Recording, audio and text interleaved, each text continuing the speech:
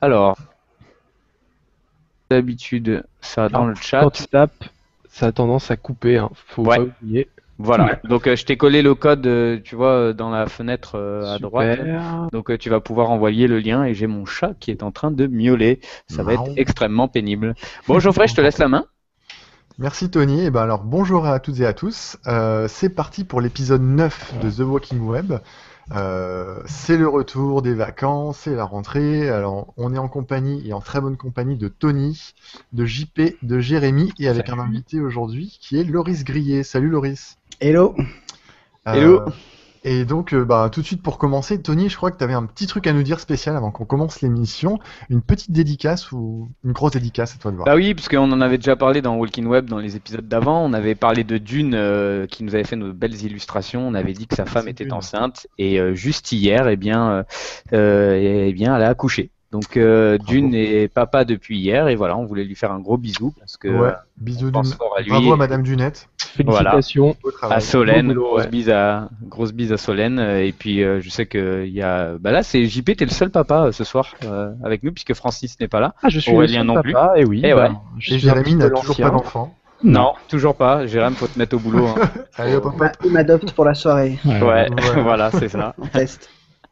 Donc Loris Grillet qui est avec nous. Loris, tu es designer graphique et web designer, si je ne m'abuse, c'est ça? Voilà, ouais. Et J'ai on... un... Oui. Oui. Vas-y, présente-toi. Disons que j'ai un profil un peu particulier parce que je suis mi-indépendant, mi-employé. Waouh, tu es Donc, ouais, c'est un Mes peu... figues, mes coupé raisins. en deux. Oui, Exactement. on voit d'ailleurs sur ton site qu'il n'y a pas du tout de référence à ta boîte. On pourrait croire que tu es freelance à plein temps. Oui, alors ça, c'était un choix par respect pour mon entreprise et puis pour avoir aucune ambiguïté sur les deux. C'est quelque chose que généralement, j'annonce la couleur d'entrée quand j'ai des rendez-vous clients de nouveau, pour pas qu'il y ait d'ambiguïté, mais j'essaye de séparer les deux activités aussi bien que possible. Et Donc là, ça leur ouais, pose pas problème, ça d'ailleurs, le Ouais. fait que tu sois freelance et en même temps chez eux? Alors, c'était une condition pour mon embauche, c'était que eux cherchaient pas forcément quelqu'un à 100%, et moi j'avais envie de continuer mon activité d'indépendant. Après, on a des conditions suivant le genre de mandat. On n'est pas tout à fait concurrent parce que chez Atypique, donc la boîte chez qui je travaille, on fait surtout des grosses plateformes web et puis des applications de mobile qui sont des activités que j'ai pas en tant que freelance. Donc on se marche pas trop dessus à Et ce là, le niveau-là. Loris qu'on a ce soir, c'est lequel alors? C'est les deux? C'est un côté? C'est l'autre? C'est toujours difficile de faire la différence. On va dire que c'est un peu des deux. Ça dépendra les sujets, mais Bon, très bien. ça Bon, on va dépend. voir ça tout à l'heure pour le gros sujet. Le gros sujet d'ailleurs sera sur le design mobile, donc on va parler de ça tout à l'heure. Mais on va d'abord commencer par les news. JP, tu as une petite news concernant un certain petit site qui démarre bien, qui s'appelle Dribble. Qui Ah, qui a s'appelle de l'avenir, Dribble, ouais. plus exactement d'une application qui est liée à Dribble et qui s'appelle Oops. Oops, donc en fait, qu'est-ce que c'est? C'est une application qui permet de consulter les boulots de Dribble. Alors c'est pas la seule qui existe, hein, il y en a énormément. Il peut y avoir par exemple Dribbler, Shots, Paintball aussi. Mais bon, celle-là, c'est une des dernières qui est sortie, qui a été développée par un designer londonien. Et l'interface, on va dire, est assez sympathique. Ça reste très très simple. Mais je dirais que l'inconvénient de cette application, et c'est un peu l'inconvénient de toutes les applis actuellement, c'est qu'on ne peut que consulter et lire les commentaires. On ne peut pas encore poster de commentaires, liker par exemple des images, ou même poster, on va dire, des visuels, tout simplement parce que l'API en fait de Dribbble est encore limitée et qu'on Encore un peut peu fermé. pas, voilà, on peut pas encore ajouter ces options. Alors, est-ce que ça veut dire qu'ils sont en train de développer la leur et qu'ils veulent l'exclusivité un petit peu de ces fonctionnalités? Je ne sais pas. Il n'y a pas Mais encore d'appli officielle Dribble ni sur iPhone. ni voilà, sur puisqu'il y a, iPad, voilà, sur Android. effectivement, il n'y a pas d'application Dribble officielle. Mais en attendant, Oops est pas mal. Donc on peut télécharger sur Alors, oopsapp.com. ça s'écrit H-O-O-O-P-S. Voilà, avec A-P-P. 3 O. O comme Dribble qui s'écrit avec 3 B. 3 B. Oui, tiens, j'en profite pour montrer aussi, il y a un petit truc qui était sorti pour Google Chrome, je sais pas si vous avez vu, qui s'appelle Bench Warmer. Warmer, ça, je sais pas si ça vous parle, ça, je sais pas si vous avez vu ça. Non. Pas vu. C'est Aurélien qui m'avait montré ça et c'est assez génial. En fait, je vais essayer de vous partager l'écran rapidement. Je vais faire ça. Et en fait, voilà, il est juste derrière. Quand j'ouvre une petite fenêtre, donc Chrome, eh bien, automatiquement, il me montre, vous voyez, les populars. Et les derniers, voilà, les dernières choses que je suis. Je peux aller voir aussi les débuts, les gens que je follow ou les populaires de la journée. Et voilà, à chaque fois que je crée une nouvelle fenêtre, ça me fait ça. Donc c'est assez sympa parce que ça permet d'avoir un accès tout le temps à ça. Toute la journée, donc de temps en temps quand je passe, j'ouvre une nouvelle fenêtre, je vois les dernières choses, je trouve ça intéressant. D'accord, donc ça s'appelle Benchwarmer. Ouais, Benchwarmer, donc tout ça on le mettra dans le doc comme d'habitude. Mais faites attention à la première remontée de Google quand vous tapez Benchwarmer, parce que je crois que ça n'a rien à voir. J'ai peur. Tout le monde s'active sur son clavier, vite, je vais taper, on va aller voir. Alors, je sais pas si c'est Warner ou Warmer, c'est peut-être Warner. Je crois que c'est bien Warmer. Il y a effectivement une Chrome. C'est un chauffeur de banc au basket, Tony. Mais voilà, oui. il y a aussi un site. Je suis con. Ouais. C'est vrai que je traduis pas là. J'étais pas dessus. Bien joué. Dans la lignée, j'ai un jeune homme qui est en stage avec moi en ce moment qui s'appelle Nicolas Torres qui a lancé aboard.io. ABORARD.io, et c'est un genre de site qui regroupe les dribbles, enfin vraiment plein de sites sur le graphisme, sur le design, et ça permet de faire un petit peu sa veille. Donc il suffit de cocher les cases qui nous intéressent, donc on a un petit menu à gauche, on coche les petites cases qui nous intéressent, et après on a la veille à droite, et il suffit de revenir dessus avec un grand mélange, pas vraiment la Pinterest, mais on a un grand mélange de toute cette veille de plein de sites tendances, graphismes, visuels. Ça s'appelle aboard.io, c'est sorti il y a même pas une semaine je crois. C'est pas mal, il a lancé ça et il a même mis bonjour madame et bonjour monsieur, donc si ça vous intéresse, allez jeter un petit œil. Bravo à compris le message. JP, tu as une autre news concernant Noon Project, c'est une news qui m'avait échappé. Raconte-nous ce qui s'est passé avec Noon Project. Ouais, parce que c'est un coup de gueule, je crois. Hein. Alors, je tiens quand même à être un peu nuancé par rapport à ça. Effectivement, on a découvert cette. Alors déjà pour rappeler un petit peu Noon Project, donc que tout le monde connaît, une bibliothèque d'icônes que les designers, on va dire, créent et puis laissent un peu à disposition sur ce site. Alors, on peut les télécharger en Creative Commons avec attribution, ou alors si on veut pas attribuer le logo qu'on pourra utiliser dans sa créa, on va l'acheter, c'est $1,99. Et puis aussi il y a des pictos en domaine public. Alors c'est très chouette, c'était participatif, etc. On avait la liberté de payer ou non. Et puis cet été, ils ont développé des offres payantes. Qui en fait au départ m'a un petit peu interloqué parce que je me suis dit tiens, c'est un petit peu comme plein de sites de crowdsourcing, on va vanter les mérites d'un beau projet participatif, etc. Et puis dès qu'on a assez de contenu, bim, on va le monétiser. Alors effectivement il y a de ça, mais je voudrais nuancer quand même par rapport à ce que j'avais dit sur Twitter. Il s'agit en fait de forfaits qui permettent de télécharger un certain nombre d'icônes par mois, ce qui évite en gros d'acheter chaque icône à l'unité. Et c'est vrai que ça c'est utile quand on en a une utilisation assez importante et qu'on ne crée pas soi-même sa banque d'icônes.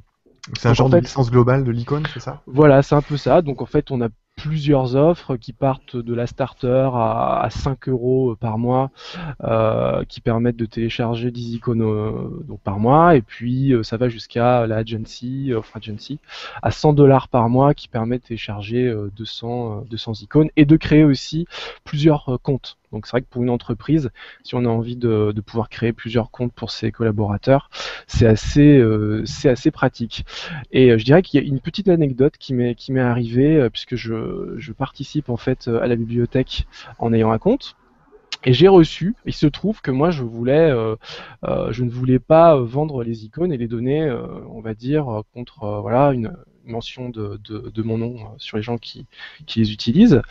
Alors, ce qui s'est passé, c'est que quand ils sont passés sur ces offres, il y a tous les icônes qu'on avait mis en gratuit sont passés tout d'un coup avec la possibilité de les acheter. Donc ça m'a un petit peu agacé parce que c'était, je trouve, un choix aussi du designer de pouvoir dire moi je mets aussi cette compétence à disposition. Moi je me sers aussi de Noon Project, donc c'est normal aussi que je rende. Et ça m'a pas trop plu finalement que que certaines de mes icônes soient payants. Et j'ai reçu un mail d'une dame qui me disait j'ai vu que certains de vos icônes n'étaient pas on n'avait pas de possibilité de l'acheter, on était obligé d'avoir le Creative Commons avec attribution, mais moi je voudrais pas créditer les icônes un des icônes que vous utilisez. Donc est-ce qu'il y aura une possibilité que je l'achète ? Et là je me suis dit c'est quand même intéressant parce qu'on a l'impression que les gens préfèrent par défaut le gratuit. Et ben c'est pas toujours le cas. Il y a des gens qui des fois préfèrent payer parce qu'ils ont des services qu'ils n'ont pas forcément avec le gratuit. Et d'une certaine manière, c'est assez rassurant aussi pour l'avenir du web et des projets, quoi. Et les gens Ouais, respectent ce aussi le principe. Creative Commons de Project, ce qui n'est pas tout le temps le cas, hein. Voilà, c'est-à-dire que bien sûr, il n'y a aucun moyen de vérifier si les gens nous créditent ou non quand ils utilisent nos icônes. Moi, j'ai trouvé que sa démarche était vraiment très très honnête. C'est C'est bien. assez rare quand même pour le Pour le coup, préciser. tu aurais pu lui dire à cette dame que tu lui donnes ton icône, tellement elle était gentille. Oui, Et- bah en fait, ce que j'ai fait, c'est que Je lui ai vendu 700 euros. exactement.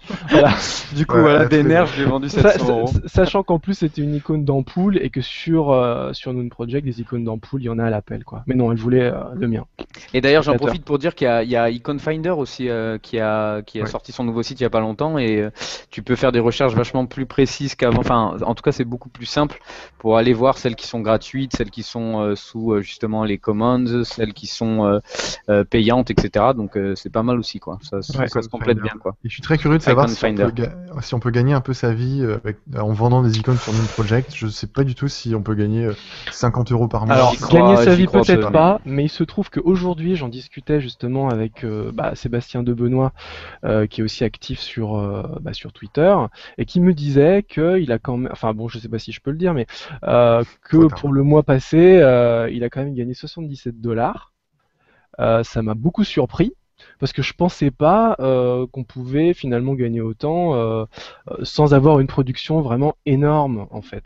Mm. Voilà, donc en fait, je me suis dit, bah tiens, oui, bon, ça peut effectivement payer le resto, quoi. Ouais, de toute On façon, entend. c'est toujours des trucs en plus, ça, hein. Tu partages et ça, tu sais que ça peut te faire peut-être un jour un peu de revenus, pourquoi pas, hein. Ouais, c'est toujours C'est sympa. cool. C'est la bonne surprise, quoi. Ouais. On enchaîne sur une autre news d'une appli mobile qui est sortie avant-hier, je crois, qui s'appelle WeFeel, que j'avais découverte comment ça s'appelle? À Paris, il y a eu un grand festival, c'était Futur en scène, pardon. Et c'est une appli qui est assez amusante. C'est un genre de réseau social, une fois de plus, dans lequel on peut préciser son émotion. Donc en fait, l'entrée est assez simple. On a 3 types d'émotions, plutôt neutres, plutôt joyeuses ou plutôt en colère. Et il suffit de cliquer ensuite sur, par exemple, joyeuse. Et là, on a toute une batterie de smileys, en quelque sorte, pour indiquer son émotion. Alors c'est rangé par couleur, etc.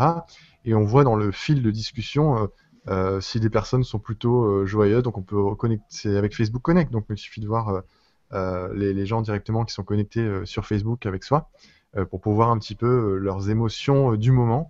Et il suffit de rajouter, on peut rajouter aussi une photo, on peut rajouter un petit texte, de la géologue également.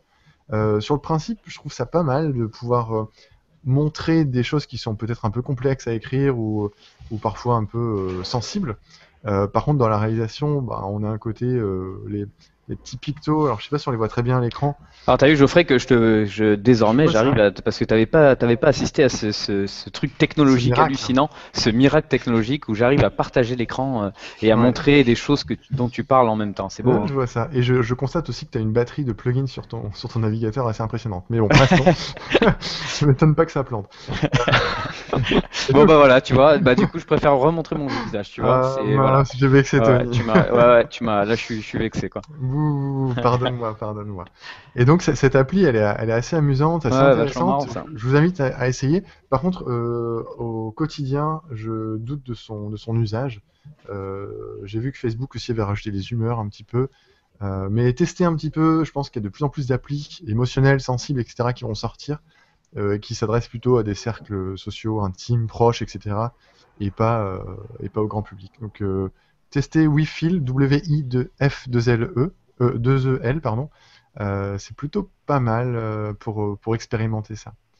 Et ensuite, une dernière news, Tony, tu nous as décrit ça comme l'application parfaite pour Jérémy. Ah ouais, alors Décris-nous là, ce que c'est. ouais, bah tu sais, on a pareil, c'était dans le précédent épisode de Walking Web, on avait parlé vite fait que Jérém a cette tendance à dataïser tout ce qu'il fait dans la journée, donc il met le nombre de cafés qu'il boit, combien d'oreillers il met sous sa tête, le changement, l'évolution qu'il y a eu dans les couvertures à l'année, donc il a tendance à faire ça et et en fait, on s'était aperçu, au début, on déconnait là-dessus, mais en fait, ça peut être vachement marrant d'avoir ces chiffres-là à la fin de l'année. Jérém nous avait montré des courbes, etc., parce que tout ça était évidemment tu le voyais dans des datas. Et là, j'ai trouvé une appli, Jérém, et je pense que ça va te plaire, déjà parce que graphiquement, elle est très sympa. Donc l'appli, c'est comment elle s'appelle? C'est Memo. Alors je sais pas trop comment on l'appelle. Je vais essayer de là aussi partager mon écran pour montrer mes plugins, mes meilleurs plugins à Geoffrey. Montre-moi tes plugins, Tony. Donc regarde, tu vois, là c'est Memo. Je vais essayer de vous balancer la petite vidéo. Je vais enlever le son par contre. Et en fait l'idée, alors je l'ai testé. Alors ce qui est super étonnant, c'est que c'est que pour iPad. Donc c'est-à-dire qu'elle n'est pas dispo sur iPhone. Je vais savoir pourquoi, j'ai pas trop compris. Mais l'idée c'est de faire des cercles et d'aller mettre des chiffres et des données. Donc à toi de mettre ce que tu veux. Tu peux mettre des dollars, tu peux mettre des minutes, tu peux mettre c'est un peu ce que tu veux. T'as toute une liste comme ça que tu choisis. Tu vas mettre aussi ça peut être un horaire, un agenda. Et du coup, tu vas voir comme ça au fil du temps, ton évolution d'une data à une autre, et c'est super intuitif, très minimaliste, et c'est vachement bien foutu. Tout en couleur. Ce qui est pas mal, c'est que tu peux créer tes propres, tu peux créer tes propres labels. Tu dis, ok, je crée une data café, exactement. Je crée une data oreiller, et tu n'essayes pas de trouver celle qui correspond, quoi. Exactement. C'est-à-dire qu'il n'y en a même pas de base. Alors, ce qu'il y a de base, c'est des données comme le dollar, la minute, l'heure, etc. Par contre, après, tu peux vraiment aller faire ça. Tu as aussi les horaires et l'agenda qui sont de base. Et voilà. Et alors, tu as un système de tag également. Enfin, c'est super bien foutu, quoi. Donc, Jérém, je sais pas ce que tu en penses. Qu'est-ce que Bah oui, ça a l'air pas mal du tout. Après, le fait que ce soit que sur iPad pour traquer vraiment toute la journée, c'est un petit peu chiant. Bah ouais, ça écoute, en tout cas c'est ce que j'ai vu. Je crois qu'elle est sortie, elle est vraiment toute récente. J'ai vu la news aujourd'hui, donc il faut voir si. C'est super étonnant, je trouve que ça soit que sur iPad. Après, je pense que c'est peut-être un petit peu moins du temps réel parce qu'il parle de traquer le nombre de bouquins que tu lis ou les randonnées que tu fais. Donc là, c'est peut-être quand tu te remémores à la fin de la semaine ce que tu as fait dans la semaine, tu peux y faire le dimanche soir. Ouais, tracking sur toute une vie de trucs que tu fais. Oui, parce que après il prend pas. Je crois que toi tu prends aussi les données comme le Nike Fuel, le Fuel Band, etc. qui sont directement générées par le GPS, etc. Là c'est pas du tout le cas. Là tu vas vraiment te créer toi des données sur lesquelles genre les cafés, les machins et tout, et que tu veux avoir à l'année combien t'as bu de café. Etc. Donc, en tout cas, l'appli est marrante à tester. Et puis, le truc quand même qui est quand même génial, c'est que c'est totalement gratuit. Donc, c'est joli. Ouais. Voilà. Et puis joli, surtout. Ouais, super joli. Ouais. Cool. Top. Eh ben, parfait pour les news. D'ailleurs, les auditeurs, n'hésitez pas à envoyer vos petites news aussi si vous avez des trucs à nous envoyer par mail ou via le site ou via Twitter, Facebook, etc. Si vous avez des news qui nous échappent ou des trucs que vous avez fait, n'hésitez pas à envoyer. Je vous propose d'enchaîner sur la lecture. Alors Francis n'est pas là. Il me semble que Jérémy, tu lis parfois des livres. Est-ce qu'on aura la lecture de Jérémy ce soir? Ouais, alors ce soir, je vais vous parler de... Attention, effet spécial. Voilà, attention. Effet spécial. Je cherche ce bouquin. Ouais, alors dans le noir, on va rien voir, mais j'y crois. On y croit. Un bouquin de George Lois qui s'appelle Sacré bon conseil for people with talent, ou alors Damn Good Advice for People with Talent, parce que je l'ai en anglais et en français. Pardon. Le mec le prend en deux quand même. Hein. Non, c'est parce que moi je l'ai acheté en français, je savais pas que ma copine l'avait déjà acheté en anglais. Enfin voilà. On l'a lu chacun dans notre coin. Le couple qui achète le même livre, la rencontre s'est fait comme ça en fait. C'est ça le truc. Et Loris pourra en parler aussi, parce qu'il l'a lu, et il l'avait lu avant que je le lise. Donc pour vous faire un petit récap rapide, George Lois, c'est un Mad Men en fait. C'est un des vieux de la vieille de la pub dans les années 60. Il a commencé fin des années 50 chez Doyle Dane Bernbach. Donc le nom comme ça vous dit pas grand-chose, mais c'est DDB tout simplement. Parce que toutes les agences avec des initiales à la base, c'était quand même des noms de famille des publicitaires. Et en fait, ce mec donne des conseils sur la créativité, sur comment aborder la relation avec les clients, avec le boss, avec les employés. Et c'est super inspirant. C'est vraiment motivant. Ça donne des fois envie vraiment de se bouger le cul, de changer de boulot, ou alors d'arrêter le freelance, de bosser en agence, ou l'inverse. Et par contre, on se rend compte qu'il est pas forcément super modeste. C'est ouais, C'est voilà. un publicitaire. Ce qui m'avait choqué le plus, c'est que Ouais. Et voilà, enfin, il donne des bons conseils, il se fait passer quand même pour un grand maître de la publicité, ce qui n'est pas faux parce que tout au long du livre, enfin là, je pourrais peut-être pas forcément montrer, ce sera peut-être pas le mieux, mais il y a des exemples de ces publicités qui sont certaines très très connues.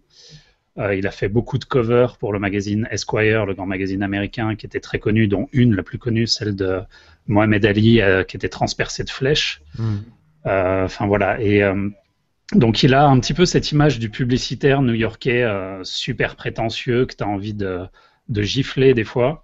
Et de temps en temps, en fait, tu te rends compte que c'est un homme ultra bon qui peut très facilement envoyer chier des clients parce qu'ils ne correspondent pas à son niveau d'éthique, qu'il a perdu enfin il n'a pas perdu, mais il a renoncé à des contrats de plusieurs millions de dollars parce que le mec était un raciste ou alors, enfin tu vois, des trucs comme ça. Et en fait, ça donne quand même une bonne leçon, surtout sur l'éthique aussi, de savoir avec quel type de client on peut travailler, si on peut travailler avec tous les clients, si on peut choisir ses clients de temps en temps, ce qui peut être intéressant. Ça m'intéresse bien. Ouais, voilà. Et au-delà de ça, enfin, il y a plein de trucs fun, c'est des petites phrases. Ça ressemble beaucoup un peu au bouquin de Paul Arden, si vous les connaissez, avec alors j'ai plus les titres en tête, ils sont quelque part dans la bibliothèque.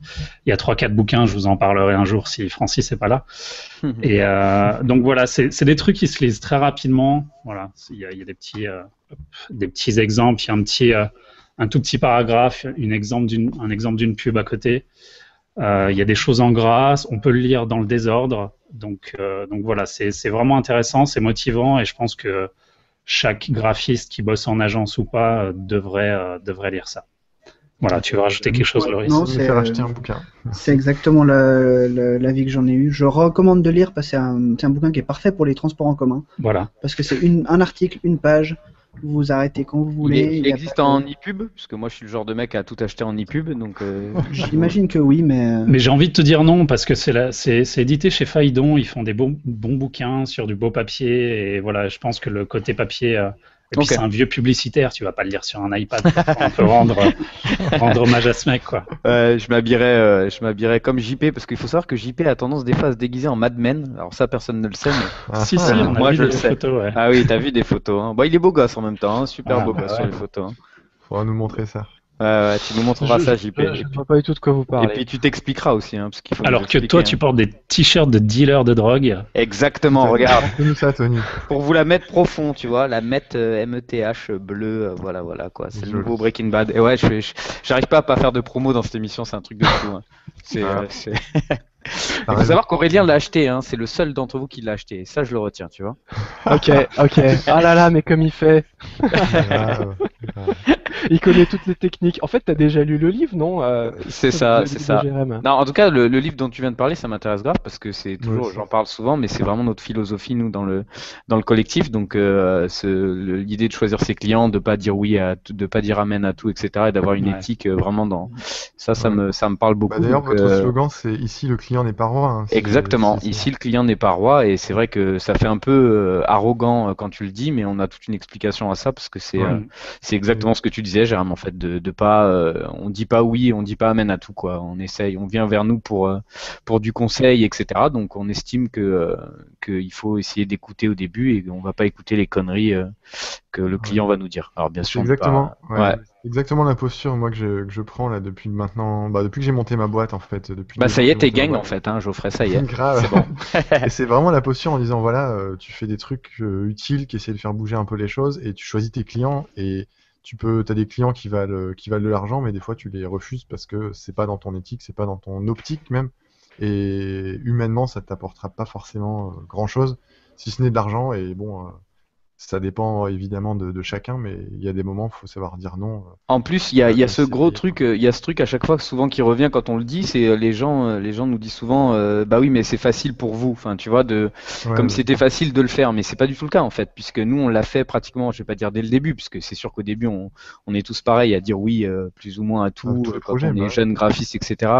Y compris au niveau du prix, mais en fait on s'aperçoit que plus on le fait, plus au final on arrive à écrémer et avoir des clients qui sont de plus en plus intéressants, à la fois au niveau des projets, mais au niveau argent aussi. Donc je reste persuadé qu'il vaut mieux le faire plutôt que de faire Faut des le faire trucs ouais, puis commencer le plus tôt possible, ce sera d'autant plus facile. Et je pense que JP, Jérémy, Tony, vous serez d'accord que ce sera peut-être un très bon sujet pour une prochaine émission. Oui, oui. Carrément. Ça J'essaierai de pas être trop hardcore quand même. J'ai hâte. J'essaierai de pas être trop hardcore non plus. On va juste essayer de pas perdre tous nos clients lors de l'émission, quoi. Moi j'ai déjà le titre, hein, comment être gang au quotidien. Ouais. Et hop, petite promo. Et hop, Allez. un petit t-shirt. Et hop, on enchaîne sur la boîte à outils du designer. Alors juste un tout petit truc, le parce que pour Francis, j'allais un petit peu, je pense, piquer la vedette à Francis, parce que si ça se trouve, il en parlera un de ces jours. Je voulais parler de Digest Magazine qui est sorti récemment. Et voilà, que j'ai adoré, mais vu que lui il l'a reçu aussi et qu'il adore les fondateurs et tout ce qu'il y a dedans, je pense qu'il en parlera, mais sinon s'il en parle pas, achetez Digest Magazine, voilà. Rien que pour son design, son look, son format. Pour l'objet. Rien que pour l'objet, ça vaut la peine. Celui-là, je recommande de ne pas l'acheter en e-pub. D'accord. D'ailleurs, les deux. Encore une autre parenthèse, j'ai vu sur ton site, Loris, que c'est vachement sympa ce que tu as fait le truc pour tes lectures. Attends, je vais essayer de le montrer à l'écran, mais ça j'ai trouvé ça vachement bien. Et ça c'est un truc que j'avais dit à Francis, ça serait génial qu'il fasse ça, enfin tout le monde en fait. Hein. Ça serait vraiment bien de le faire parce que c'est vraiment un truc qui me donne envie, en tout cas dans les petites. Je sais pas si on voit ce que je montre à l'écran, mais en plus tu as un petit effet super sympa sur chaque bouquin, tu vois.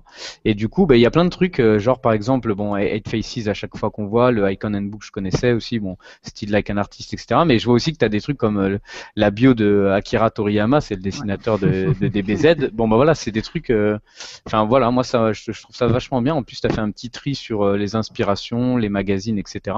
Et ça, c'est vachement bien. Je trouve ça cool d'avoir fait ça sur ton portfolio, tu vois. Donc, c'est gentil, merci. J'avais commencé, j'ai fait, je crois, 1 ou 2 articles sur mon blog de review de bouquins, et puis finalement, je me suis rendu compte que pour moi, c'est pas intéressant à écrire, et que pour en avoir lu sur d'autres blogs, sur d'autres sites, c'est pas intéressant à lire. Donc, je préférais juste, partager, voilà les bouquins que j'ai bien aimés. Ouais, mais je trouve ça sans rentrer dans le détail oui, t'es pas critique, pas critique littéraire. Tu mets juste tes coups de cœur en 3 lignes et je trouve ça génial, quoi. Donc surtout sur un portfolio, en plus je suppose qu'un client qui tombe là-dessus, il se dit ok, le mec est quand même documenté, machin et tout. Je trouve ça, c'est vraiment pas con, quoi. C'est gentil, merci. Allez voir. Si vous voulez, on enchaîne avec la boîte à outils du designer. Alors Jérémy, tu avais un petit plugin à nous présenter. En fait, c'est Tony, je crois. Non, c'est JP. En fait, tout le monde s'échange les trucs. C'est le bordel. C'est le bordel. Quand c'était la lecture de Francis, ça devient la lecture de Jérém. Et maintenant, c'est la boîte à outils de JP. Donc, Loris, tu vas nous faire la boîte à outils si tu veux. Ouais, je vais le faire à Lego. Improvise. Non, c'est JP qui va nous parler d'un plugin qu'on attendait beaucoup et qui est enfin arrivé. Ouais. Voilà, donc je vais tâcher de faire vite parce qu'on a déjà, je pense, bien débordé. Ouais, mais on s'en fout, ça, tu le sais, JP, c'est l'habitude. C'est la passion, on aime ça. Donc je vais vous parler d'un petit plugin d'un site qui s'appelle Subtitle Patterns, c'est un site qui existe déjà depuis un petit moment et c'est une bibliothèque de motifs qu'on peut récupérer en PSD et qui nous permet par exemple de travailler sur des fonds pour des sites par exemple ou autres créas et on était tous à se dire mais quand même qu'est-ce que ce serait bien qu'on puisse récupérer tous ces motifs dans ces paramètres prédéfinis Photoshop et bim, ils ont fait un petit plugin qui permet de faire ça. Et ça, c'est vraiment très très très pratique. Donc moi, je l'ai testé. Donc en gros, ce plugin permet d'importer toutes bibliothèque de motifs. Alors tu sais quoi, JP, je te coupe, hein, je vais le montrer, sinon ça va pas arrêter de couper quand tu vas toucher ton clavier.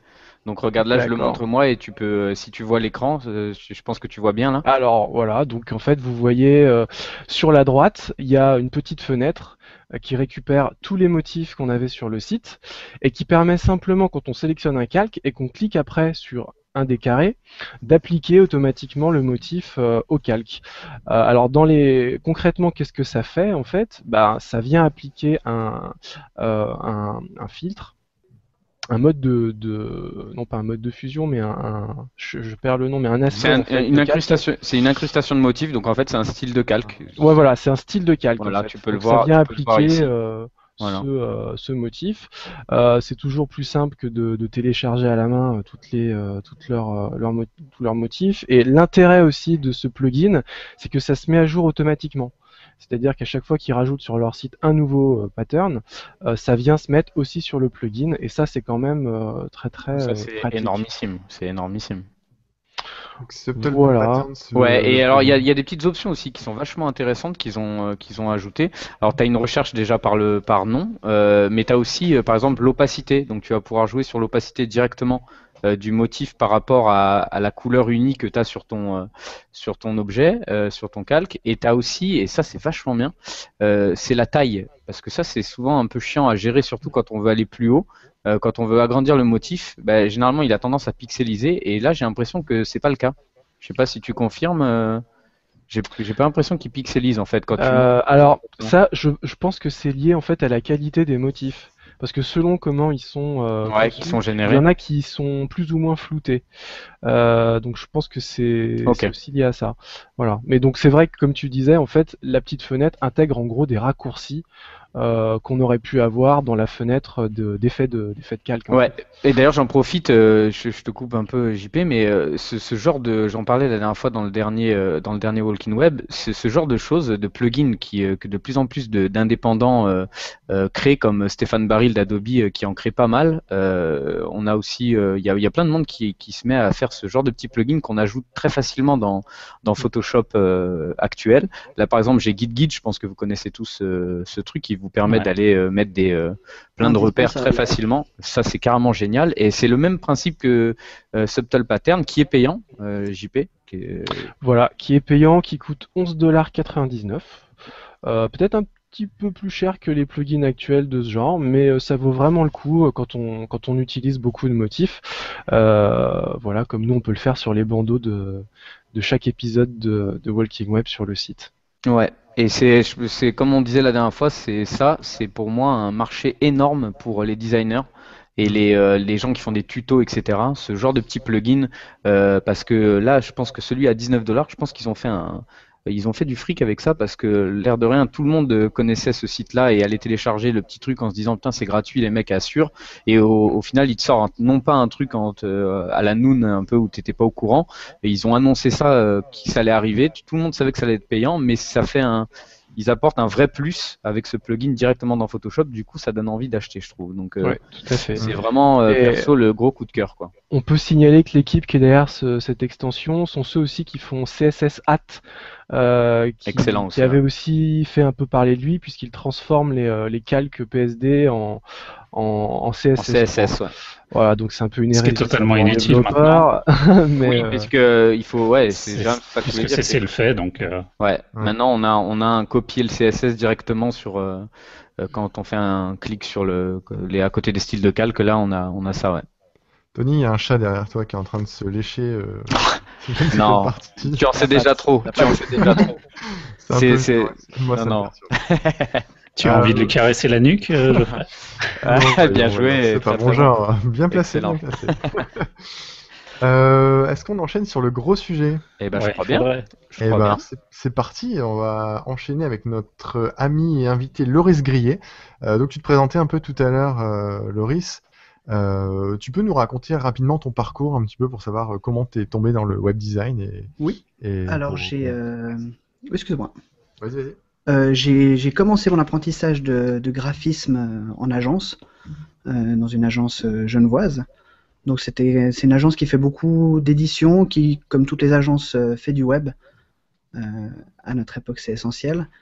Et puis j'étais pas tellement branché sur le web. J'y étais beaucoup, mais pas tellement intéressé à la création. Je pensais que c'était quelque chose de trop compliqué pour moi. Et puis ma première année d'apprentissage, un jour où j'avais rien à faire, j'ai un de mes collègues qui m'a dit bah tiens, monte une page web, fais-toi une newsletter pour toi, ou bricole un truc, prépare-toi un site web, mais fais du web.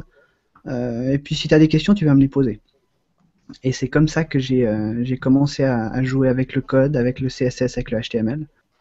Une fois terminé mon apprentissage de graphisme, je suis parti 6 mois au Japon. Et puis en revenant, j'ai continué à travailler de plus en plus dans le web. En fait, je me suis beaucoup intéressé au responsive design qui est apparu fin mi-2010, où ça a commencé à vraiment faire le buzz. Et je me suis dit que ça, c'était un truc intéressant. Donc, branché là-dessus, de plus en plus de développement, essentiellement front-end.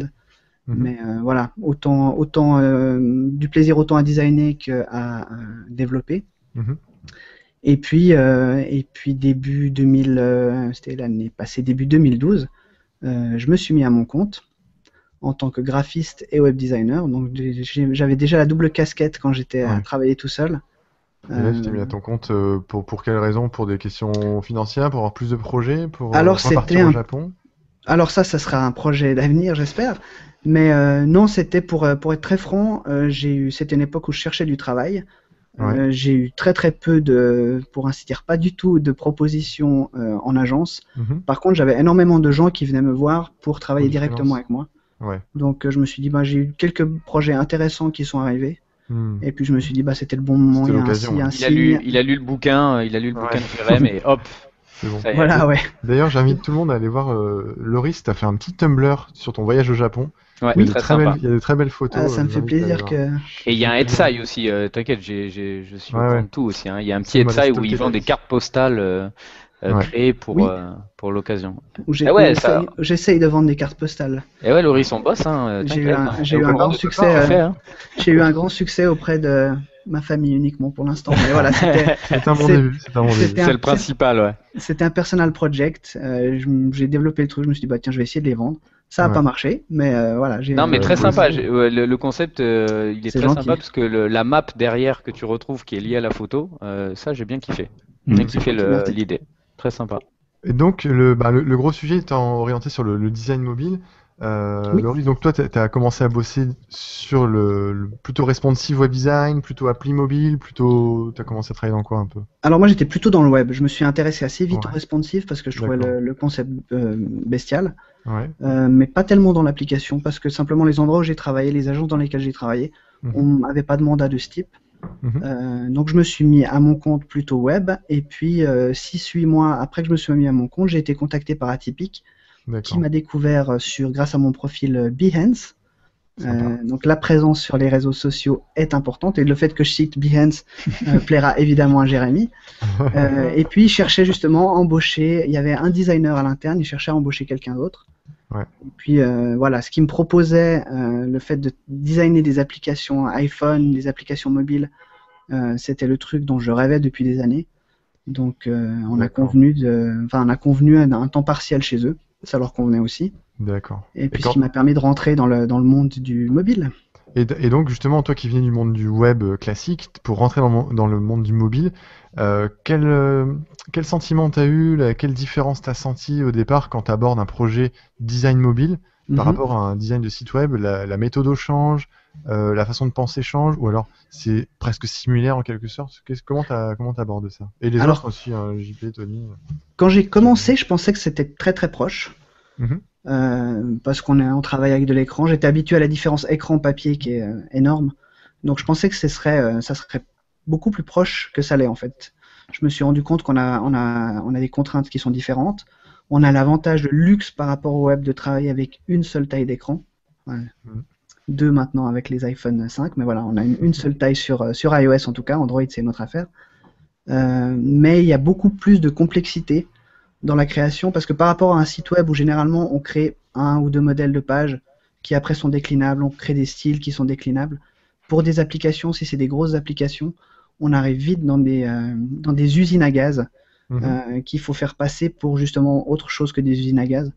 Donc ça demande beaucoup plus de réflexion au niveau de la cohérence entre les différentes fonctions de l'application. Et puis au niveau du design, il faut et surtout du user experience. Il faut que ça soit agréable, il faut que ça soit intuitif. Et tu as appris des méthodologies justement, ou tu as créé les tiennes un peu pour le design sur mobile? Je sais qu'il y a des méthodos un peu. Alors, je vais pas dire que non, alors je n'irai pas jusqu'à là. On travaille tout le temps pour la partie design en 3 étapes minimum, c'est-à-dire architecture d'information, wireframing et puis design Photoshop, design couleur, typo, Design graphique, quoi. visuel, ouais, graphique, exactement. D'accord, ok. Et enfin, je voulais savoir, enfin, quand vous développez une appli, vous le faites essentiellement sur iOS du coup, ou des fois vous le pensez sur Windows Phone. d'autres systèmes? Alors on le design quasiment exclusivement pour iOS. Donc on prépare la conception visuelle pour iOS qu'on adapte ensuite sur Android avec les impératifs de la plateforme Android au niveau des patterns de navigation et puis des patterns d'interaction. Est-ce que ce choix, c'est pourquoi? C'est parce que du coup l'iPhone est plus populaire? Ouais, c'est simplement ça en fait. En Suisse, le marché, en tout cas en Suisse, je pourrais pas dire pour la France, mais le marché de l'iPhone est monstrueux par rapport au marché de l'Android.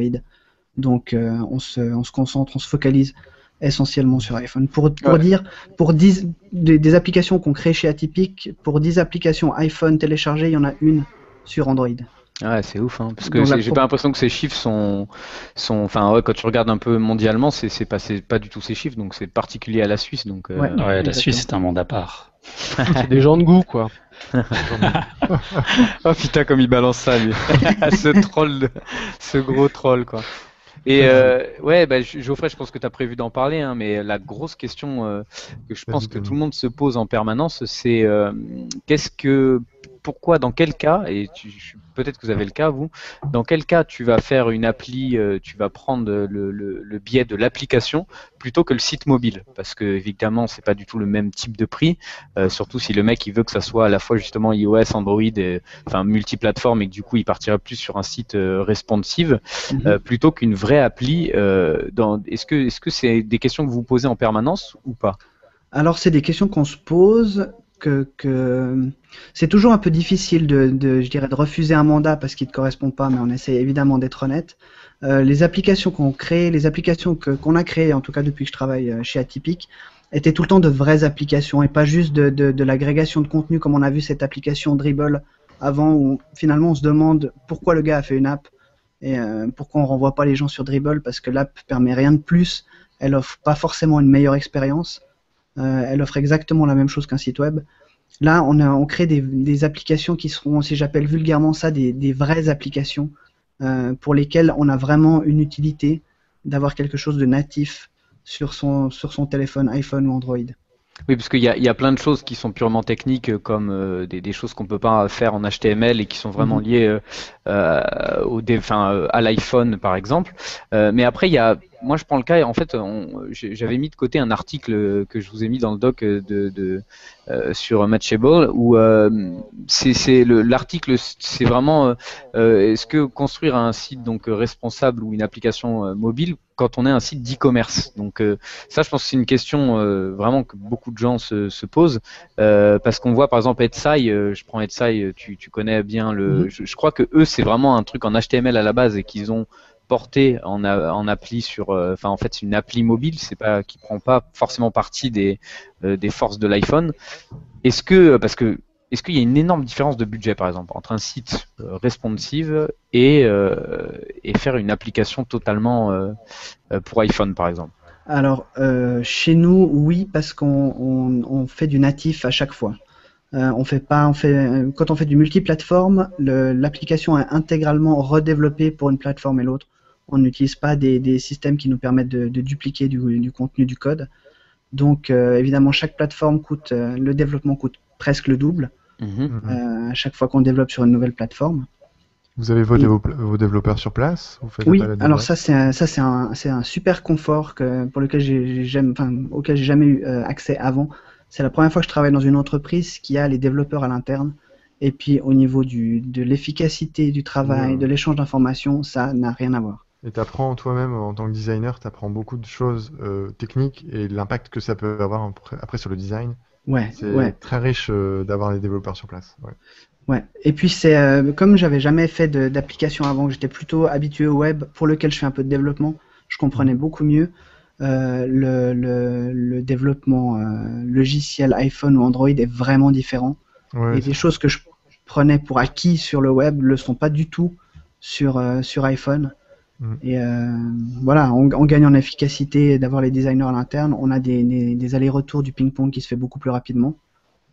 Et puis à la sortie, la qualité du travail se fait ressentir aussi.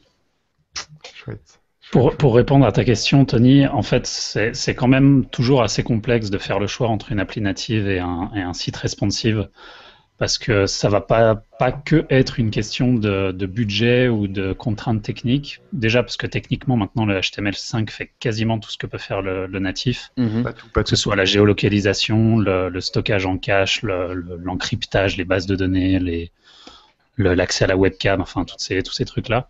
Mais après, c'est vraiment une histoire de contexte et puis bien sûr de portabilité, d'évolutivité de l'application. C'est sûr qu'un site sera un peu plus évolutif quand même qu'une application.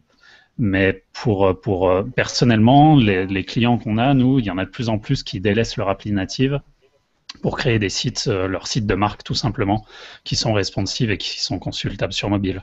Quand c'est de la consultation de contenu, comme le disait Loris pour Dribbble, pour des sites des sites marchands, une appli native sera vraiment inutile parce que maintenant, voilà, un bon site responsive qui est bien pensé en mobile first ou au moins avec une bonne méthodologie pourra faire tout ce que fait une appli. Après, ce sera vraiment les applications natives auront leur force sur tout ce qui mérite de réelles interactions ou de faire quelque chose avec l'application.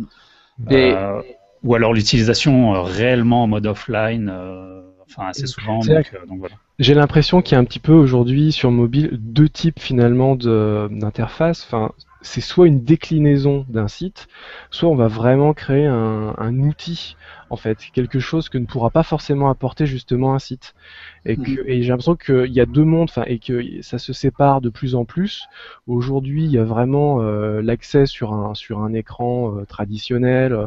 On va chercher un type d'info, et puis ensuite sur le smartphone, soit c'est de la déclinaison de ces sites, soit c'est vraiment des outils spécifiques qui sont où il n'y aurait pas la même expérience. On va dire en bureau ou en tout cas qui n'aurait pas d'intérêt quoi, parce que du coup le mobile, le fait qu'on puisse se déplacer, etc. Ça c'est des vrais atouts. Et la question première, c'est comme toujours, hein, ce sont les usages d'abord. Et par exemple Shazam, qui est une des premières applis que tout à coup qui aurait pas pu exister sans le mobile. Hein, c'était vraiment en situation et le cas de figure se présentait tellement de fois que Shazam a su très bien répondre à ça. Ça, pour l'instant, à ma connaissance, en web app, c'est pas possible. Et la réactivité d'un Shazam est est vraiment très puissant. Pareil, c'est très lié à la mobilité aussi. Ouais, pareil pour SoundCloud où tu viens enregistrer du son, etc. C'est des choses qui sont, pour moi, qui ont encore du sens à faire ça sous forme d'appli native. Après, comme vous le dites, hein, par exemple, là, moi, j'utilise Google Keep. Je dois faire partie des 10 personnes sur la planète qui utilisent Google Keep pour faire des to-do list ou des trucs comme ça. Ça, c'est de la web app et ça marche très bien. Et tu retrouves ça ensuite sur Google. Et d'ailleurs, par rapport à ça, est-ce que vous, même en termes de clientèle, est-ce que c'est important pour vous, est-ce que c'est un argument de se dire qu'on va être présent sur l'App Store? Parce qu'aujourd'hui, il y a 8 milliards d'applications, donc on peut se dire qu'être présent sur l'App Store, on va faire partie d'un bordel énorme et que les gens vont pas forcément nous trouver. Donc c'est vraiment tout ce qui va se passer en marketing qui va faire qu'on va connaître notre produit.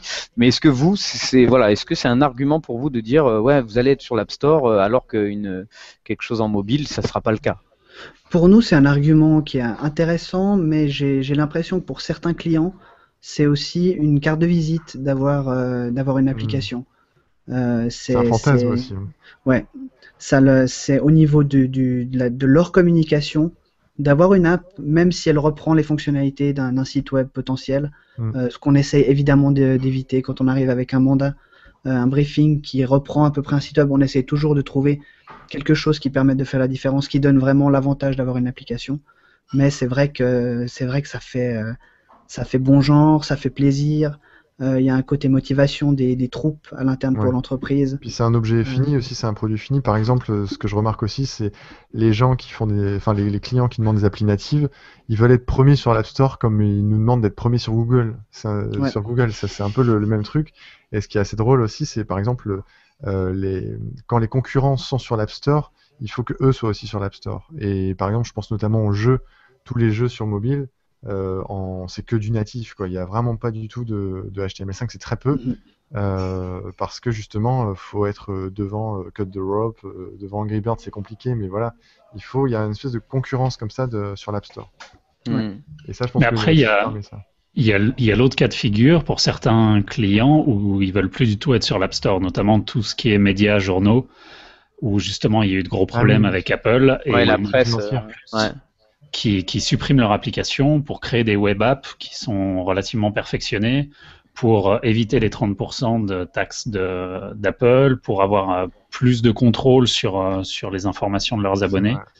Alors des fois, ça fait des super applis réussis comme le New York Times, le Washington Post ou je sais plus quoi, le Financial Times, mais des fois, voilà, ça crée des applications qui sont moins bien parce qu'elles sont moins bien pensées, mais bon.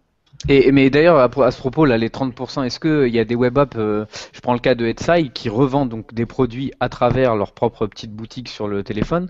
Est-ce qu'ils payent pas ces 30% puisque c'est une web app? Donc comment Apple, parce que je sais que c'était l'une des seules à un moment qui faisait ça, est-ce que Apple refuse toutes les autres ou la presse, par exemple, tu parlais de ce cas-là, Jérém, mais tu sais ce qu'il en est de ça C'est-à-dire est-ce que un journal un magazine vendu à travers une web app à tant d'euros, Apple va pas toucher sur ce magazine si c'est une web app? Si c'est une web app qui est lancée dans ton navigateur, non, pas du tout. C'est dès que c'est dans une application qui a été téléchargée sur l'App Store, tous les contenus qui sont vendus à travers cette application sont taxés. Etsy, c'est le cas, et je suis pratiquement sûr qu'ils peuvent pas que Apple prend pas 30% là-dessus, sinon c'est complètement. Tu achètes pas du contenu sur Etsy, tu achètes du produit comme les applications Amazon. Ouais. Tu t'achètes un DVD, tu le télécharges pas sur ton iPhone, c'est peut-être un peu une zone grise sur laquelle j'espère qu'Apple va jamais. Enfin, ils ont pas intérêt à le faire parce que. Oui, et puis c'est pas de l'achat in-app qui passe par ton Apple ID. C'est de la commande tu reçois chez toi ou tu le reçois. Ouais, je pense que c'est différent et ça. Sinon, s'ils avaient 30% de tous les chiffres Amazon, je pense que. Là, ça serait. Je pense qu'Amazon aurait fait une app HTML5 depuis très longtemps, je crois. Certainement, oui. Très bien. Est-ce que vous aviez d'autres questions? J'ai vu aussi quelqu'un a mis un article de Mashable, justement. Non, c'était celui-là. En fait, j'avais un chiffre assez hallucinant qui disait en 2017, 25% des transactions de produits en ligne se passeraient sur mobile. Donc, je pense qu'on en est loin aujourd'hui, mais 25%, ça me paraît énorme. À travers que t'achètes tout par t'as énormément de gens qui achètent des produits directement sur leur mobile. Je pense que autant la navigation aujourd'hui, on est très habitué, on le fait tous. Maintenant, moi, par exemple, c'est très rare que j'achète des produits à travers mon téléphone. Là, apparemment, ça dit que ça va être vraiment de plus en plus gros. Donc c'est pareil, c'est un chiffre très important, quoi.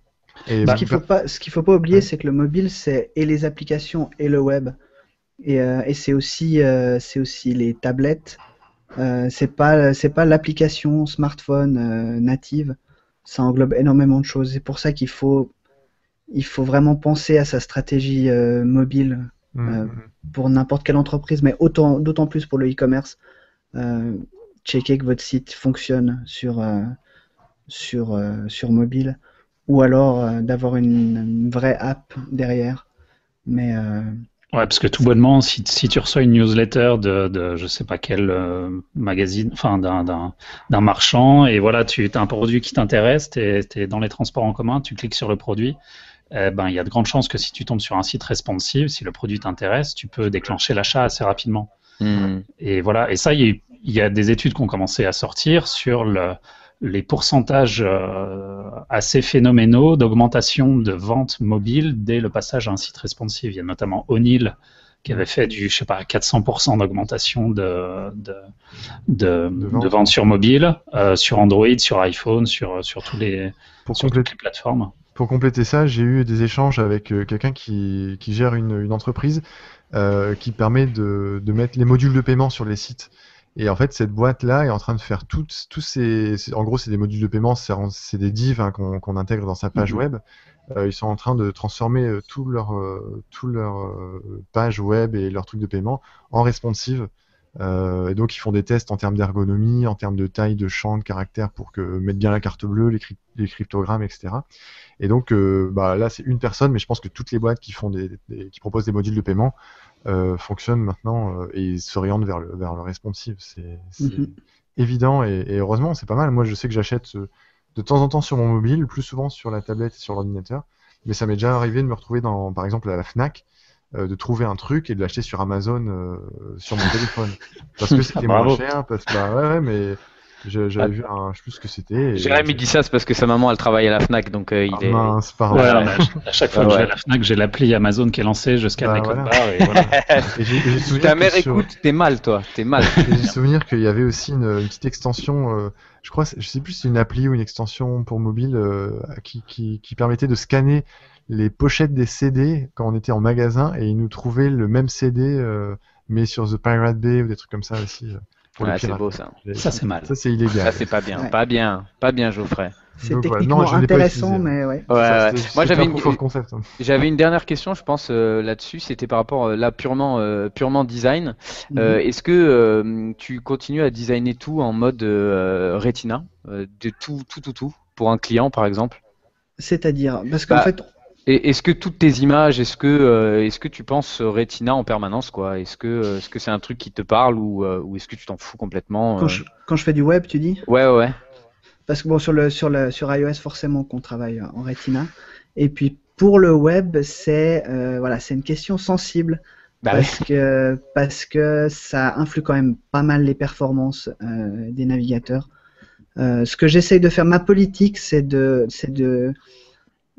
j'essaye de rendre Retina soit en utilisant du SVG, soit en utilisant des images H2X pour tout ce qui est iconographie. Une petite icône de 16 par 16, si elle n'est pas Retina, elle va vraiment être deg. Ouais. Une grande image, souvent qui est resizée sur un site responsive, ça va passer correctement. Une photo de paysage, une photo de personne, ça va passer.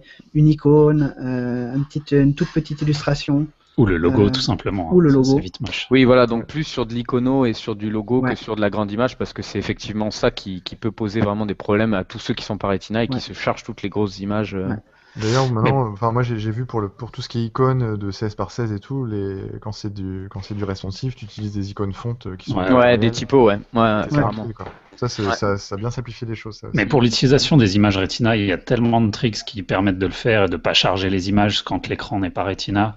Et puis, ou de faire des images pseudo-Retina qui sont en fait au double de la taille, mais compressées à 0% en JPEG, donc qui sont hyper crades, mais quand elles sont resizées, ça se voit pas. Enfin voilà, il y a plein de choses. Je pense que Stéphanie là, elle doit sautiller sur sa chaise si elle nous écoute là, parce qu'elle voilà. Ouais, Stéphanie qui a écrit, je pense, l'un des meilleurs articles qui existent sur le responsive au monde de tous les temps. Même Dieu a dit que c'était état de marcotte. Ah ouais, Dieu il a dit tu peux pas tester. Cherche pas, tu peux pas tester. Et donc si ça vous intéresse, faut vraiment pas rater cet article qui est sur Smashing Mag et qui est sur Alza Création, je crois. Tout à fait. Sinon vous demandez à Stéphanie. Et je le poste sur Twitter. Voilà. Est-ce que vous voulez qu'on enchaîne les amis? Ouais. Non, moi j'ai une petite question pour Loris. Est-ce que donc là, vu que sa boîte a sorti, ça a un petit peu buzzé en Suisse. Je sais pas si ça a buzzé autour parce que c'était quand même assez local. Ça a buzzé en Suisse. Superbe. Jamais j'aurais pensé entendre ça un jour. Ça a buzzé en Suisse et en Belgique. Et non, que en Suisse, ils ont sorti une super application sur l'aéroport de. Je parlais de l'aéroport d'abord. L'aéroport de Genève. GVA App qui est terrible avec des super typos, et puis une autre qui était un side project qu'ils ont lancé dans son agence cet été qui s'appelle Splash. Voilà, attention, ça brille, on voit pas grand chose. Allez voir la homepage de Atypique. C'est ce que j'ai montré tout à l'heure là.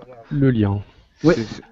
Ma question était, vu que vous bossez donc principalement pour iPhone, donc GVA il a quand même les styles 13 iPhone, iOS 6 et compagnie. Splash il utilise déjà un petit peu l'icono, les fontes iOS 7. Est-ce que vous avez commencé à implémenter ça au niveau d'iOS 7?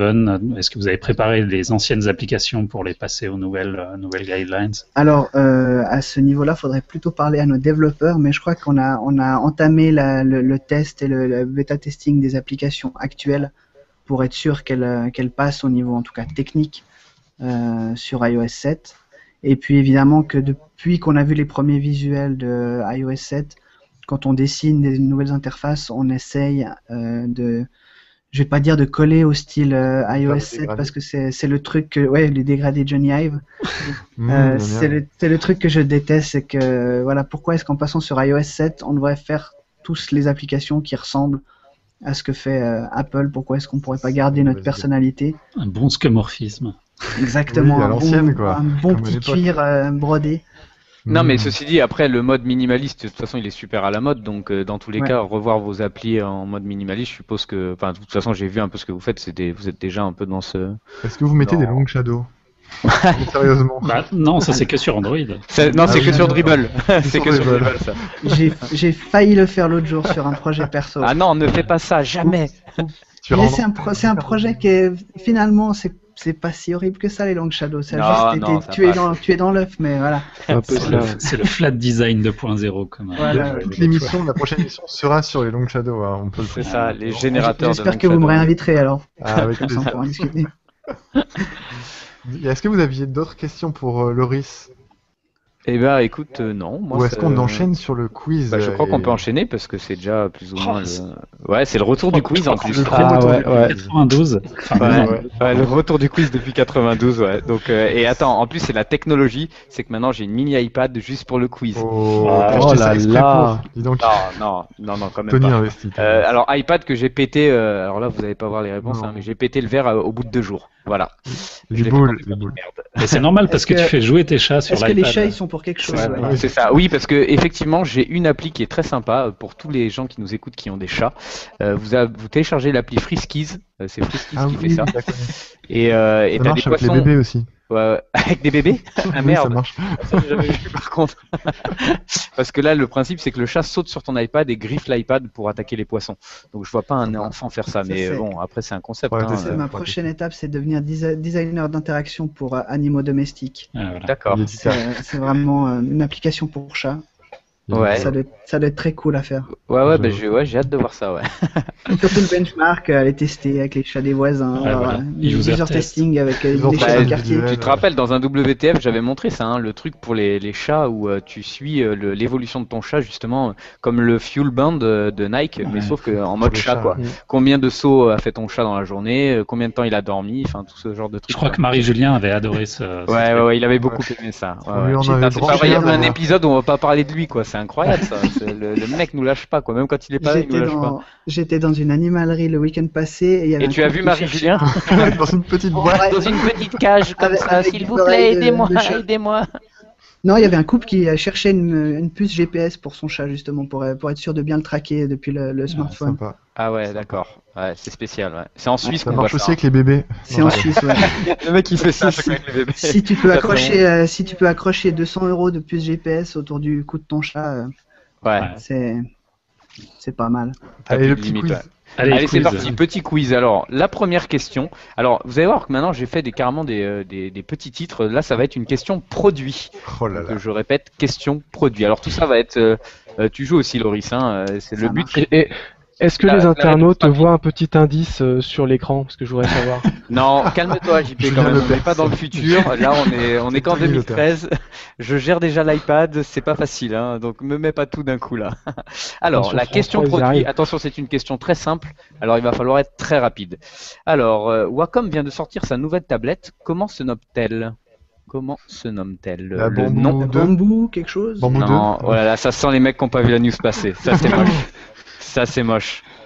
Donc, il y a personne qui C'est sait. c'est celle où en fait on peut écrire directement là et sur sous l'écran. Android, celle-là, Alors, hein. c'est une, ouais, voilà, c'est une vraie tablette. Hein. C'est une tablette où t'as plus besoin. Elle n'est pas forcément connectée à ton Mac. Tu navigues, tu te barres avec en voyage et tu. Slate, Ouais, quelque chose C'est la Regarde, Cintiq regarde, Compagnon. tu la vois la tête, tu regardes la tête. Stylus, du coupable. Regarde la tête du coupable, Cintiq le mec qui Compagnon. allait chercher sur Google, tu vois. Putain, bah tu marques pas le point, tu vois. Alors, c'est C'était quoi, la c'était quoi Cintiq Compagnon. Ah bah c'est ça, d'accord. ok. C'est ça, Personne voilà, la savait. Cintiq Compagnon. Alors, je vous invite à aller voir, bon, déjà, le nouveau site de Wacom, hein, parce que c'est la Il est grosse même pas tuerie pour responsive. moi. Ouais, il est vraiment, c'est FI qui a fait ça. Donc, je suis extrêmement fan du site. Et bon, le produit est quand même vachement bien, mais il est à 1800 €.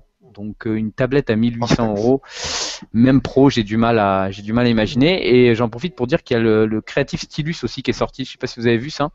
Non. C'est un C'est nouveau. le stylo qui est connecté, qui. Alors j'ai non, le- c'est pas le truc d'Adobe, c'est un stylet simplement qui est sorti de chez Wacom, qui est à je crois $90, un truc comme ça, et qui est beaucoup plus précis. Il a 2048 pressions Mhm. pour l'iPad. Donc alors Mais c'est parce qu'il est en Bluetooth aussi. Hein. En fait, alors c'est plus ou moins un USB, concurrent du stylet d'Adobe qui doit sortir depuis très longtemps. Et dont on ouais, voit c'est pas le bout de possible. la En tout queue. cas, apparemment, il est super précis, donc ça permet d'éviter peut-être de s'acheter la tablette à 1800 euros et de Ouais. prendre un stylet à 90. D'ailleurs, si Wacom veut nous en envoyer, on est preneur, hein, on peut le faire tester, hein. Pas de problème. C'est pas faux, c'est pas faux. Bon, donc là, Personne ne trouvait. c'est le zéro pointé. Hein. Là, bon, ça va que c'est la rentrée et que c'était les vacances, mais franchement, J'ai rien suivi, moi. je suis déçu là. Je suis assez déçu. Hein. Bon, alors maintenant, j'ai la question agenda. Alors, question facile, hein, c'est la rapidité qui va compter. Hier, nous étions donc le 28 août. Quel était le doodle? Rapport à Martin Luther King. Ouais. Et c'est un point de Jérémy. Ah, Jérémy bien qui marque joué. le point. Ah, le- c'était pour toi ça. Ouais, le Ouais. doodle hier, donc I Have a Dream, le 50e anniversaire du discours de Martin Luther King. Bien joué. Donc c'est un Et premier point Francis pour y Jérémy. était. Francis C'est vrai, y était. Francis Pas y au était. premier, hein, pas il y a 50 ans, mais il y était hier. Il Non, était à Francis est Washington. vieux, mais quand même pas à ce point-là. Bien joué, Jérôme. Tu marques donc le premier point. Alors j'ai ensuite une question graphique. La question graphique, c'est par défaut dans Photoshop, combien d'états d'historique avons-nous? 20. Voilà. 50. 10. Il y a eu un 20, mais 30. je sais pas qui c'est. Non, Je je crois c'est qu'on nous- est- c'est on nous est- deux. on était à l'unisson. Ouais. Ouais, mais c'est JP aussi qui a dit 20, non? Non, moi je dis Non, 50. 50. moi. Ah j'ai bon, dit bah 30, voilà, moi. bon. Allez, on va mettre un point à Jérém et on vous le met à tous les deux. Hein. T'as 2 points, Jérém, bien joué. C'est effectivement 20. Vous savez jusqu'à combien on peut aller maintenant? 1000. 1000. Bien joué, 1000. Putain, ils sont bons, hein. Je vois que vous avez. Si tu as un disque de 28 Tera et que tu n'effaces pas tes états d'historique. Bon, ceci dit, il y a plein de débutants qui, pour faire pas mal de formations, il y a plein de débutants qui savent jamais et qui se rendent faux avec cette histoire parce qu'ils savent pas que c'est réglable. Voilà. Donc, C'est vrai. pensez CTRL-K ou POM-K et on va rajouter de l'historique dans Photoshop. Mhm. La base. Tiens, je viens de perdre mon iPad. Alors, question maintenant, vocabulaire. La définition s'exprime en pixels. En quoi s'exprime la résolution? En DPI. En DP. Pays, ouais. Alors, en DPI, exactement. Ce qui veut dire, qu'est-ce que c'est que les DPI? Dot per Dot inch. Dot per inch. Alors là, c'est Loris qui gagne hein, pour la précision. C'est exactement ça. Est-ce que tu le traduis aussi en français? Point par C'est point. point par- PPP. PPP, point- ouais, point point par par point. pouce. PPP. Alors non, c'est en fait PPP, c'est pixels par pouce et c'est points d'encre par pouce. En gros, si on veut être Ouais. précis, Ouais. le DPI, en gros, c'est pour l'impression, alors que le PPP, c'est plus pour l'écran. Alors, Et ça, j'en profite pour faire Ouais. un petit coup de gueule à tous les graphistes qui, chaque année, font la même blague pourrie du ma résolution de l'année, c'est 1600 pixels. Voilà, c'est pas une résolution, c'est une définition. c'est une définition. Et ça, tu sais que c'est grave, c'est que même quand tu regardes les constructeurs d'écran, etc., c'est souvent qu'ils parlent de résolution, alors que c'est une C'est erreur, parce puisque qu'en anglais, en fait, ils mélangent plus facilement les termes, mais en français, il faut bien faire la distinction. Ouais, alors je vous mettrai des liens qui expliquent un petit peu ça parce que la différence entre résolution et définition, c'est un truc qui est une énorme embrouille chez tous les graphistes qui débutent et c'est un truc qui est super important puisque c'est le fameux rapport entre le print et l'écran avec les 72 dpi, les 150, les 300 que vous connaissez tous. Ok, donc nous avons 2 points pour Jérém et 2 points pour toi, Loris. Nous avons maintenant la question Julien Lepers. Je l'ai appelé la question Julien Lepers. Est-ce que Parce tu que peux- vous allez tu voir, peux je vais. tenir ton iPad devant toi, toi. comme ça, à la Julien Lepers. Alors, à la Julien Lepers. Alors, question Julien Lepers. Petit indice sur votre écran à tous ceux qui n'ont pas ici, mais qui n'ont pas d'indice en fait. Donc là, je vais évidemment vous lire la réponse et il va falloir trouver de quoi je parle. Je suis une unité de mesure standard en typographie qui équivaut à la chasse du M majuscule mesuré dans la Quadratin. police et le corps et il est très fort. C'est le Ah, bien quadratin. joué, bien joué. Eh, ça va être notre champion, Loris. Hein. Franchement, c'est beau. Hein. C'est le Quel quadratin. Très très bonne Et il est réponse. suisse, le mec, attends. c'est Putain, normal. ouais, là, franchement, c'est beau, hein, Loris. C'est- Question c'est d'honneur. Non, mais attends, le mec L'apprentissage répond. l'apprentissage de graphisme avec des vieux de la vieille, ça Eh ouais, pardonne c'est vrai pas. que tu as un rapport un peu print aussi, toi. J'ai vu justement par rapport aux cartes postales et tout, j'ai vu que tu as aussi Ouais. ce petit rapport print qui est pas négligeable. Je viens du print. C'est beau en tout cas, hein. Là il répond à la partout fois les aux questions. chemins, j'aimerais Ouais, bien. le mec est partout. Hein. 3 points pour, j'allais dire pour Julien Lepers, mais non, hein, c'est Loris. Je peux me faire des C'est hyper malentes. l'avant-dernière question. L'avant-dernière question, donc c'est les starting blocks, les amis. Hein, c'est la question personnalité. Notre petit Mark Zuckerberg a lancé un nouveau site il y a peu. Quel est son nom? Internet.org. Et c'est Jérém qui marque le point. Internet.org. Alors Geoffrey, dis-moi que tu l'as vu ça quand même. J'étais en vacances. Oh, Geoffrey n'a pas vu ça. Tu n'as pas vu le internet.org, Geoffrey. Non, mais il avait vraiment dire que montagne, t'étais les dans la arbres. montagne. Attends, est-ce que c'est un site tout pourri? Moi, quand je suis allé dessus, c'était Non. tout pourri. Enfin, c'est pas tout pourri, mais Non, C'est pas parce il est que c'est sympa. .org que c'est pourri. Hein. Ouais. J'ai vu un- D'ailleurs, qu'est-ce que vous en pensez? Ça explique-nous, JP, justement, tu l'as vu, toi, internet.org? Bah, Internet.org, on va dire que c'est le petit projet humanitaire de Mark Zuckerberg. Hein. C'est comment il en faut augmenter toujours la un. masse de clients Facebook dans les pays Ouais, en il y a eu voie cette de Ouais, polémique c'est sur la- laquelle il est C'est la venu. critique. Il Ouais. a répondu d'ailleurs là-dessus. Hein, Ouais, dit il a que, répondu, ouais. Vous Bon, êtes sérieux? C'est bah, internet.org? Alors, Geoffrey, le principe, c'est que Marc, donc notre petit Marco, nous a fait un petit site pour dire qu'en gros, il va tout faire pour que le monde entier, les petits Africains aient accès à Internet. Alors, D'accord. ce qui est quand même une bonne idée, je pense. Carrément. C'est quand même une bonne idée, mais c'est vrai qu'il s'est pris dans la tronche directement que bah, c'était pour faire plus de clients sur Facebook. Bah, Et il y en a plein qui lui ont dit bon, il faudrait peut-être leur apporter de l'eau avant Des Internet. likes, ouais. Bon, Mais là, je suis sur internet.org, j'ai un site en français, il manque toutes les images, je ne sais pas ce qui se passe. je ne sais pas ce que tu fais. automatiquement et des fois ça bug un peu les médias.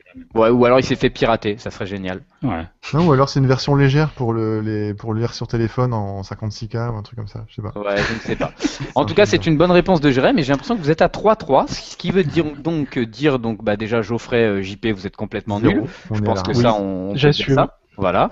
Et en fait, bah, tout va se jouer maintenant sur la question. Balle Et de là, match. La question. ça va être, bonus. sachant que petit indice, la réponse a déjà eu lieu dans cet épisode, celui que nous sommes en train d'enregistrer. Oh là là. Marie-Julien. Ah, c'est très bon, très bon, mais ce n'est pas ça. Ah, Alors, c'est la question que j'ai appelée bonus zombie. La question bonus zombie. Dans un ancien épisode de Walking Web, quelle partie du corps Geoffrey caressait? La nuque.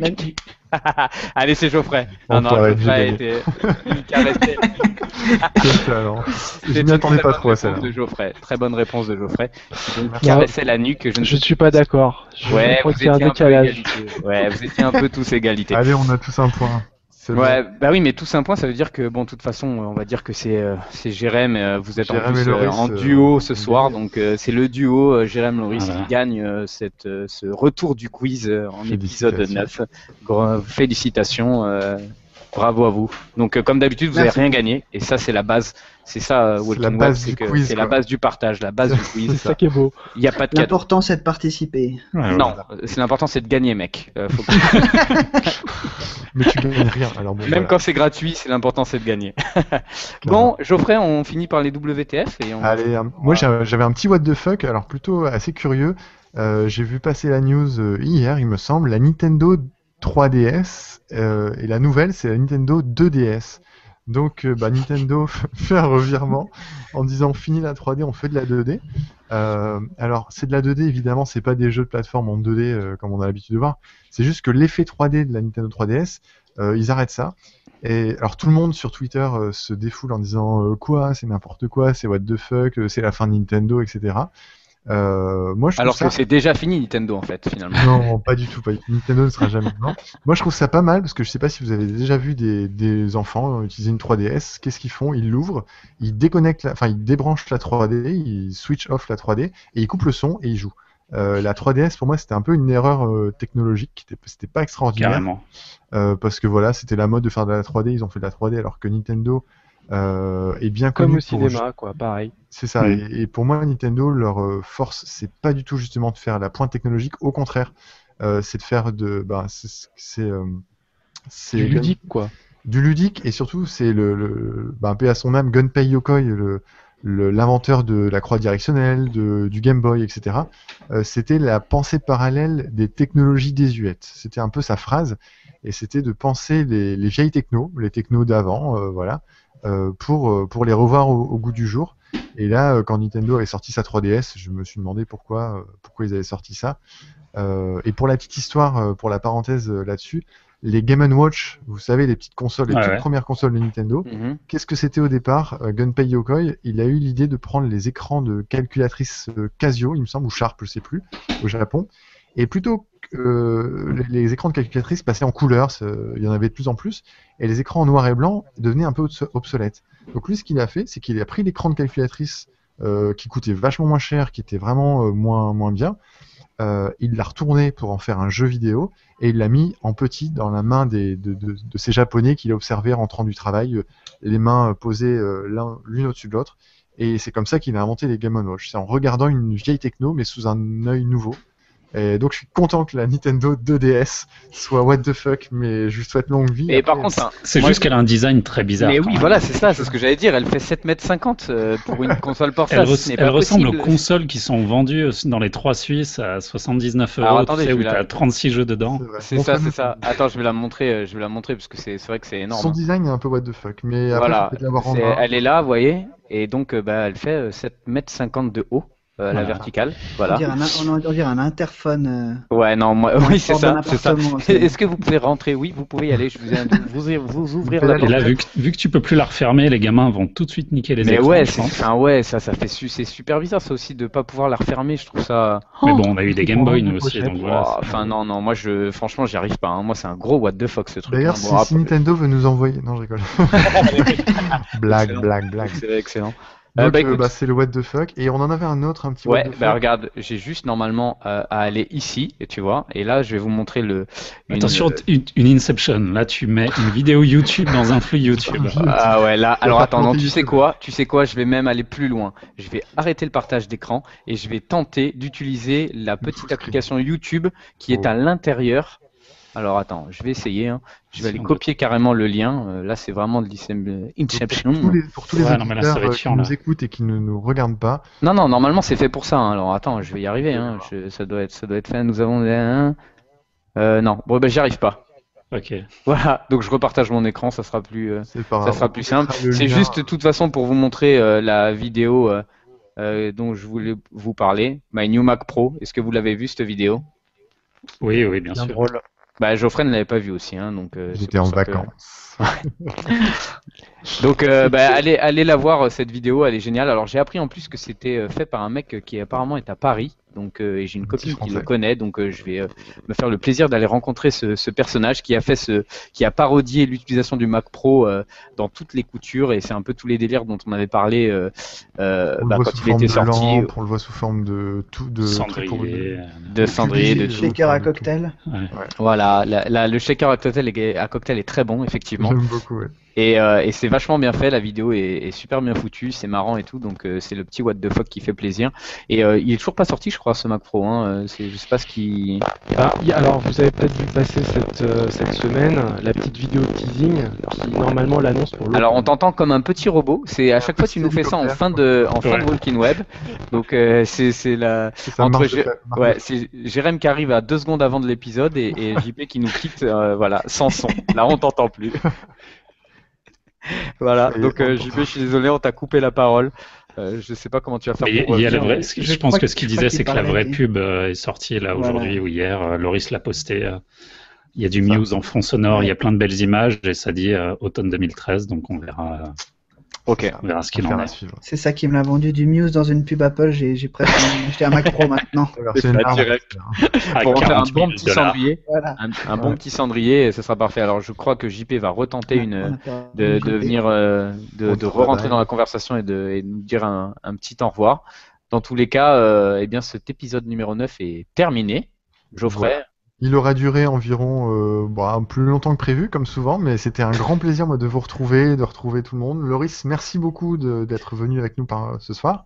Merci à vous, ça m'a fait plaisir de participer. Je vous écoute depuis le début, de pouvoir venir discuter avec vous. C'est ce que j'avais dit à Jérémy la première fois que j'avais entendu le podcast, c'est que à vous écouter, on a l'impression d'être assis autour d'une table avec des potes et puis discuter de ce qu'on aime.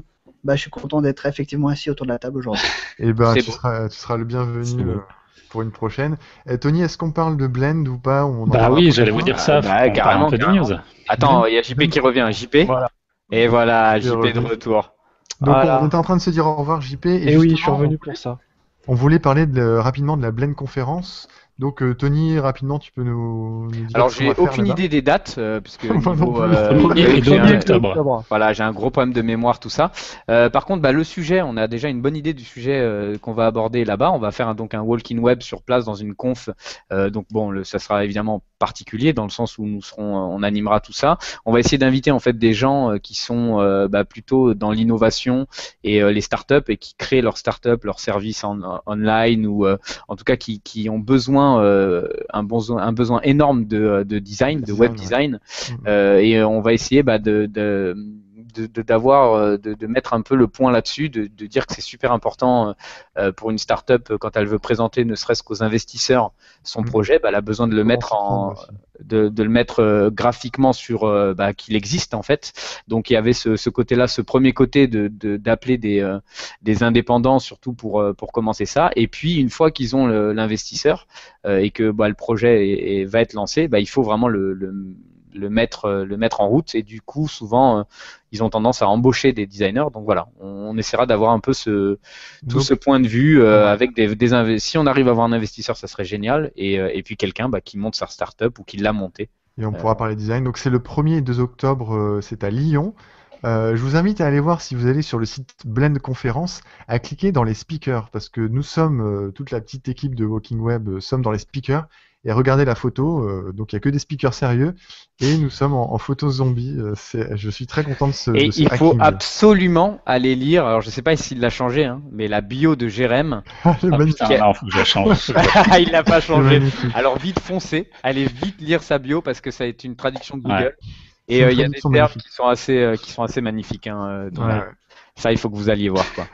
Il a été élevé au digital dans les Alpes françaises. Non, mais C'est- voilà, pour expliquer, c'est juste que j'ai une bio en anglais sur mon site et voilà, on a envoyé ça à Blend et ils ont fait une traduction très très hasardeuse. C'est ça. Donc, Moi, je la trouve vachement bien. on, fait bizarre. on apprend que Jérémy crée de gourmandes histoires numériques et des Voilà. utilisateurs fraîches pour de grandes marques. Donc, Mais voilà, c'est bien, on tu va vois, voir c'est ça. un nouveau vocabulaire. Une C'est dernière beau. news aussi, j'en profite vite fait. Ouais. Début novembre, il y a Behance qui organise dans le monde entier encore ce qu'ils avaient organisé au mois de mai, les portfolio reviews. Donc, je vous invite, quand vous êtes dans une assez grande ville comme Paris, par exemple, ou Lyon, ou n'importe quoi, il suffit d'aller sur le site de Behance, behance.net/reviews, et vous pouvez organiser vous-même votre soirée. Nous, on en organise une à Genève encore une fois. La dernière fois, c'était un bon succès. Loris était là, il a gagné un petit jeton. Enfin voilà, c'était bien cool. Donc voilà, si vous voulez organiser, recueillir des retours sur vos portfolios, ça peut être intéressant. Il y a souvent des étudiants qui viennent, il y a des seniors, et le partage est très intéressant. Donc voilà, les Parisiens, bougez-vous votre cul et organisez un truc. Et surtout, faites-le que ce soit pas une putain d'agence qui fasse ça sous couvert de faire de la pub. Exactement. Faites que des étudiants, des jeunes, enfin voilà. des Attends, les passionnés. Parisiens, c'est Geoffrey. Geoffrey, qu'est-ce que tu fous? Pourquoi tu Non, mais tu fais aussi pas aux ça Parisiens qui nous écoutent, parce qu'il y a pas, enfin, c'est une grande ville, mais mine de rien, il n'y a pas forcément beaucoup de choses Ouais, là-dessus. intéressantes ou novatrices qui s'y font des fois. On a pas mal d'initiatives, mais souvent il y a des boîtes qui créent les trucs, et comme le dit Jérémy, c'est récupéré par Voilà. des boîtes. Parfois c'est pas mal parce qu'ils ont des moyens, parfois c'est hyper relou parce que justement Trop c'est marketing. sous couvert de faire de la pub. Oui, voilà. Ouais. Donc Et voilà. dernière chose sur Blend, il y a des soirées aussi. On sera, enfin, tout le monde ne sera pas là, mais il y a des petites soirées qui sont là, donc faut pas hésiter aussi.